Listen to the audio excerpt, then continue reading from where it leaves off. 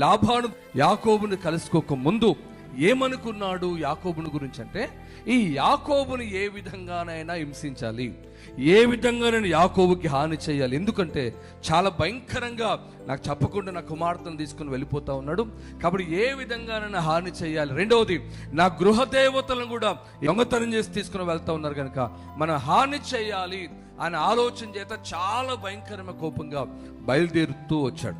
ఈ గిలాతు కొండ దగ్గరకు వచ్చేసరికి జరిగిన విషయం వచ్చేసి ఏంటంటే, ఆ రోజు రాత్రి లాబాను పడుకుని ఇంకా నెక్స్ట్ డే రేపటి రోజున యాకోబును హంతు చూద్దామని చెప్పి రకరకాల ఆలోచన చేస్తూ ఆ రాత్రి పడుకున్నప్పుడు దేవుడు లాబానుకి స్వప్నమందు మాట్లాడుతూ లాబానుతో చెప్పిన మాట వచ్చేసి ఏంటంటే, ఇదిగో యాకోబుతో నువ్వు మంచి గాని చెడు గాని మాట్లాడకుండా జాగ్రత్తగా ఉండు అని లాబాన్ని గద్దించినట్లుగా, హెచ్చరించినట్లుగా దేవుని యొక్క వాక్యంలో మనం చూస్తా ఉన్నాం.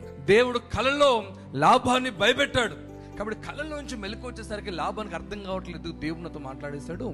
యాకోబుతో మాట్లాడే విషయంలో జాగ్రత్తగా ఉండాలి, ఒక మాట తేడా అయినా నా జీవితంలో చాలా పెద్ద ప్రమాదానికి గురవుతానని చెప్పేసి లాబానుకు అర్థమై యాకోబు దగ్గరికి వెళ్ళి ఇంకా ఏం మాట్లాడలేకపోయినాడు, సైలెంట్ అయిపోయినాడు.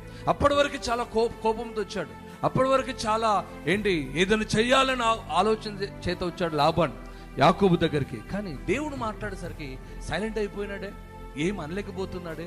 ఈ మాట నేను ఎందుకు చెప్తున్నానంటే, నీ జీవితంలో కూడా దేవుని బిడ్డలారా, నీకు విరోధముగా లేచేటటువంటి పరిస్థితులు నీ జీవితంలో ఉంటాయి, నీకు వ్యతిరేకంగా లేచేటటువంటి పరిస్థితులు ఉంటాయి. కానీ దేవుడు నీ పక్షము నిలుస్తాడు.